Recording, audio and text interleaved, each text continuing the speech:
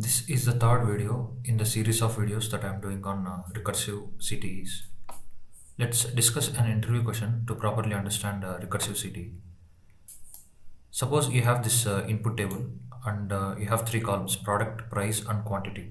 You will have to write a logic to find out the maximum possible items that you can buy if you have $100 with you. This is the solution if you want to see it in one go. Now let's try to discuss it part by part.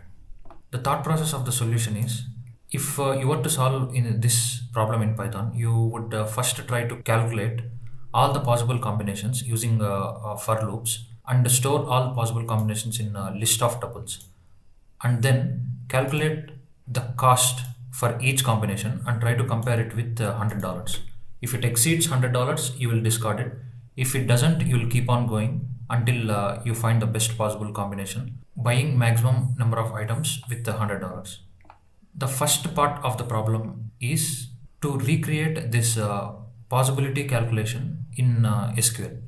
We can use recursive CTE to solve this problem. Previously, we have seen a simple recursive CTEs using from dual and simple incrementation of the base value and an exit condition.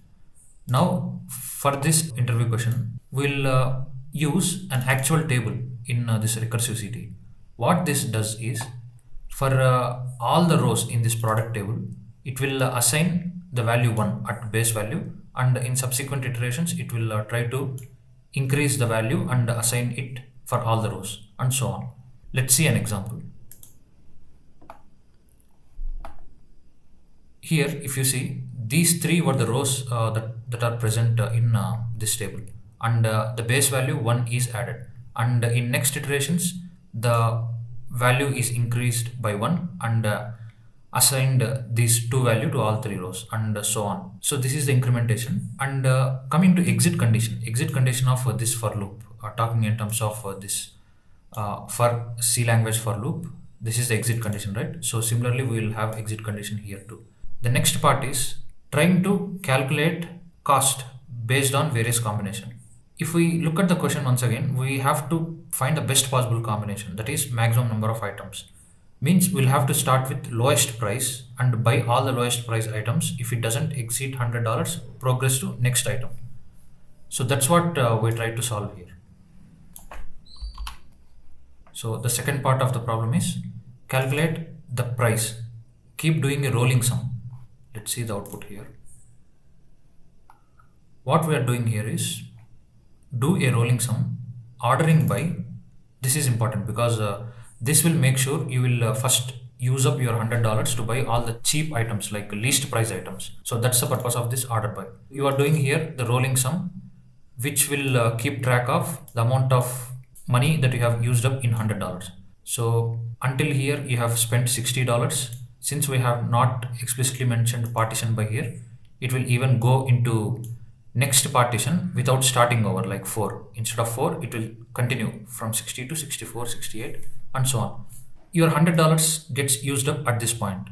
So to find the final answer, what you would have to do is, from this you would just have to filter out the unnecessary rows and just count off all the needed rows. That will give you the maximum number of items that you can buy with $100. Let's see it. This is the answer. Remove the items whose price got greater than 100 in rolling sum, and for the needed rows you will just do count. That will give you the answer. We can even change the price to $10 for scale, then it will show up as 27. And if you change it to 5, it will show up as 29. That's all for this video. Thank you.